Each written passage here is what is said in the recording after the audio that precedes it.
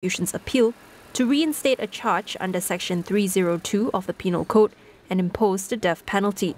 The six are Akmal Zuhairi Azmal, Azamuddin Mat Sofi, Najib Muhammad Razi, Afif Najmuddin Azahat, Shabirin Sabri and Abdul Hakim Muhammad Ali, who are now 28 years old.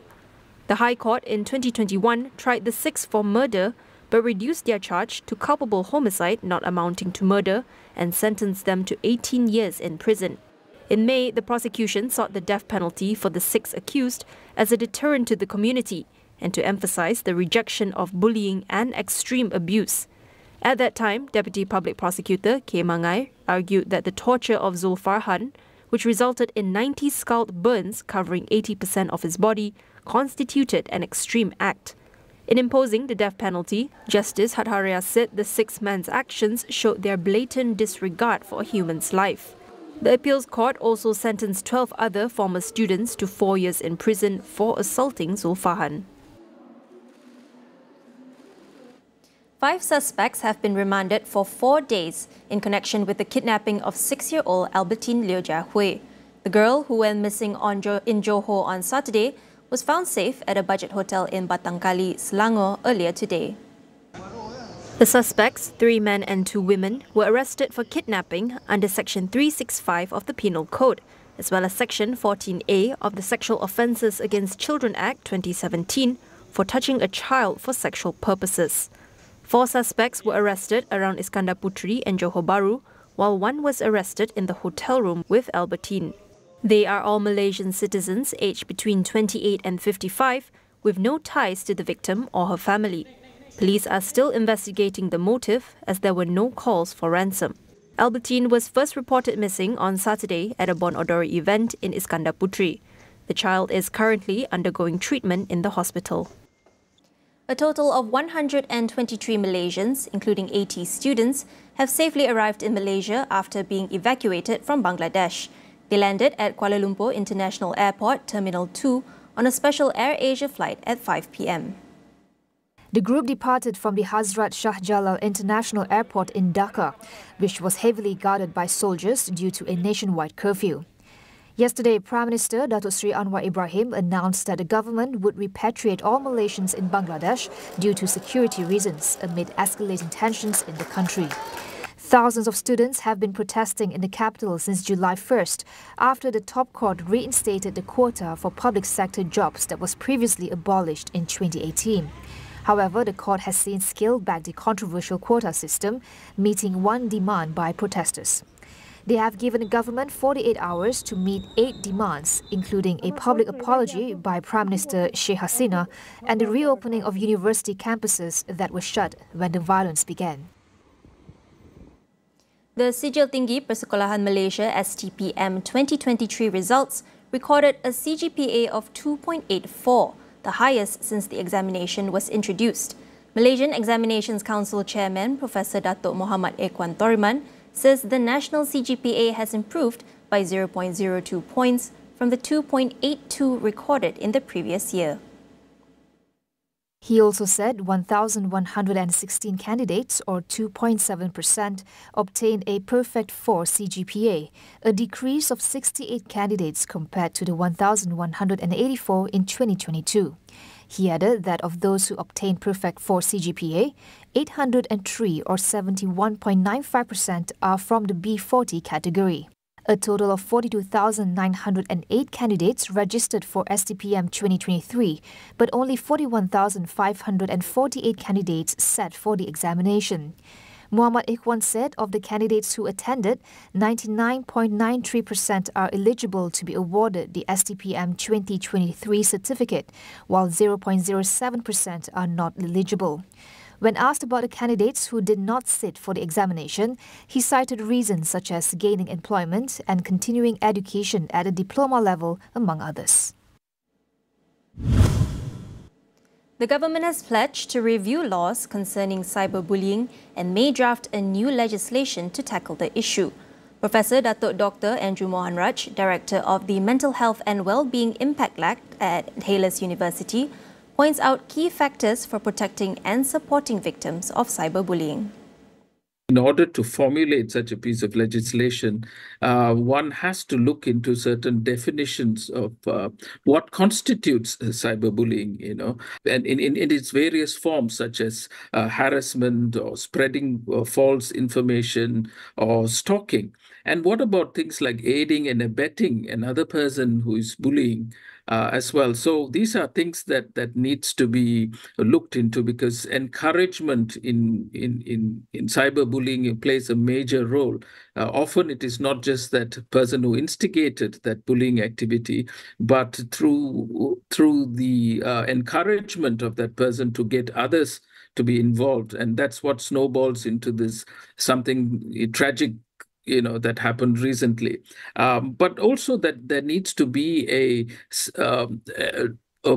careful thought on which digital platforms would this piece of legislation address. Would it just be social media platforms? What about messaging apps? What about emails and things like that?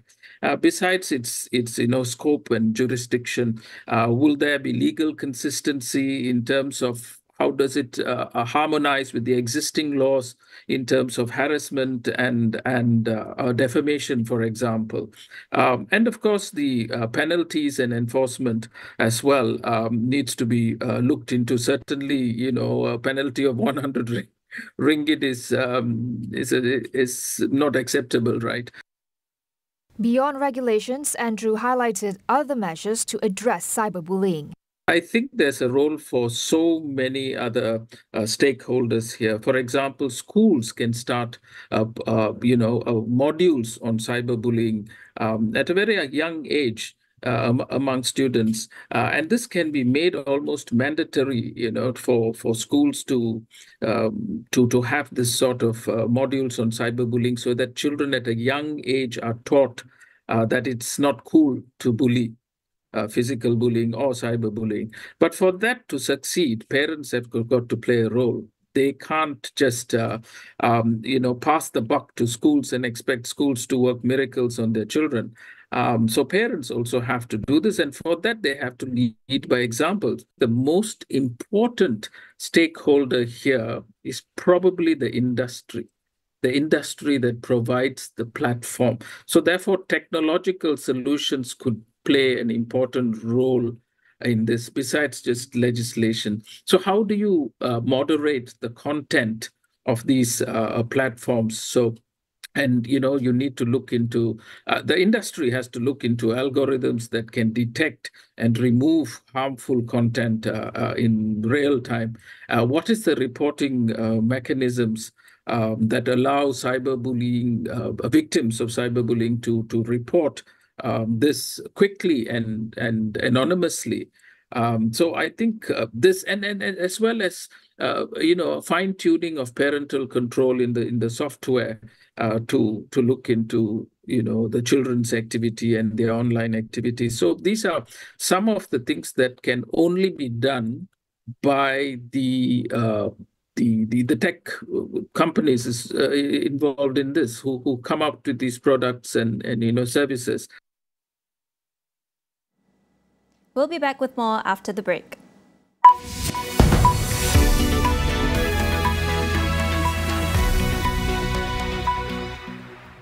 Apa nasib harimau Melaya? Hidup makin terasing, ngaumannya semakin sayup. Sang Raja Rimba meniti hidup di hujung zaman. Saksikan laporan Masa Depan Si Belang di AWANI 7.40.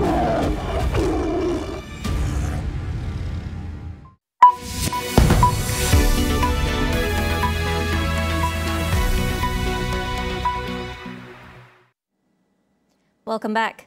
Leaders of Palestinian factions, including Fatah and Hamas, have signed a joint statement in Beijing aimed at ending divisions and building unity between the bitter rivals.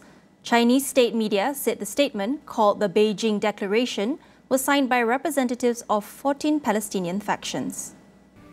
Present at the talks were Mahmoud Al-Alul, Vice Chairman of the Central Committee of Fatah, and Musa Abu Marzouk, a senior member of Hamas.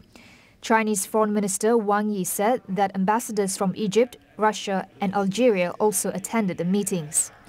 The deal, finalized after 3 days of intensive talks, lays the groundwork for an interim national reconciliation government to rule post-war Gaza, said Wang Yi.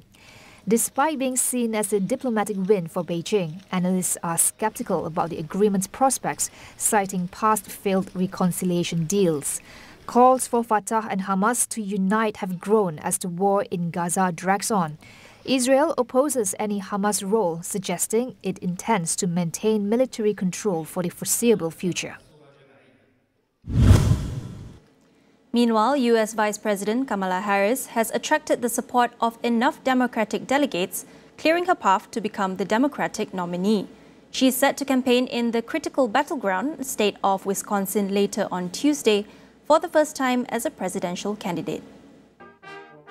59-year-old Harris said she was proud to have secured broad support and looked forward to formally accepting the nomination. She became the party's presumed nominee after President Joe Biden withdrew from the race on Sunday, following weeks of pressure to step aside. Donations have poured in for Harris's campaign in the hours following Biden's announcement, raising $81 million since Sunday and nearly equaling the $95 million that the Biden campaign had in the bank at the end of June.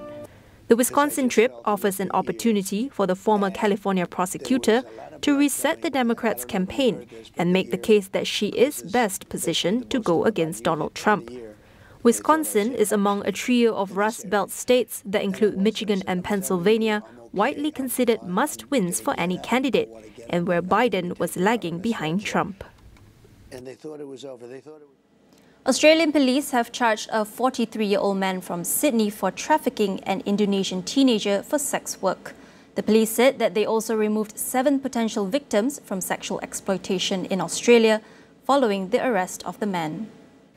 Police said the man was charged with 1 count of child trafficking, which carries a maximum penalty of 25 years in jail, while a woman was arrested in Jakarta for allegedly recruiting victims to be sent to Australia. A number of other women who were still in Indonesia in Jakarta have been identified, and we will allege they were being prepared to be trafficked to Australia for the purpose of sexual exploitation. The male suspect was arrested at his home on July 10th after a 20-month investigation by the Australian Police, Department of Home Affairs and the Indonesian National Police. Australian police received intelligence that foreign nationals were arriving in the country and forced into sexual servitude in breach of their visa conditions. About 20 brothels across Sydney and the New South Wales Central Coast are believed to be linked to the syndicate's activities. In a policy reversal, Thailand will now focus on legislating marijuana for medical use instead of recriminalizing it. The Prime Minister's Secretary General announced that the issue will be debated in Parliament once a draft law is prepared. Thailand was one of the first countries in Asia to decriminalize marijuana, but it currently lacks clear regulations to govern its use and prevent recreational consumption. This has led to a surge in cannabis cafes and retailers across the country. Prime Minister Seta Thavisin previously said he would recriminalize recreational use of cannabis due to concerns over its abuse. However, Deputy Prime Minister Anutin Chanirako said Seta has now agreed that legislation was the appropriate step to take. That wraps up AWANI Tonight. I'm Faye Kwan. Thank you for watching and good night.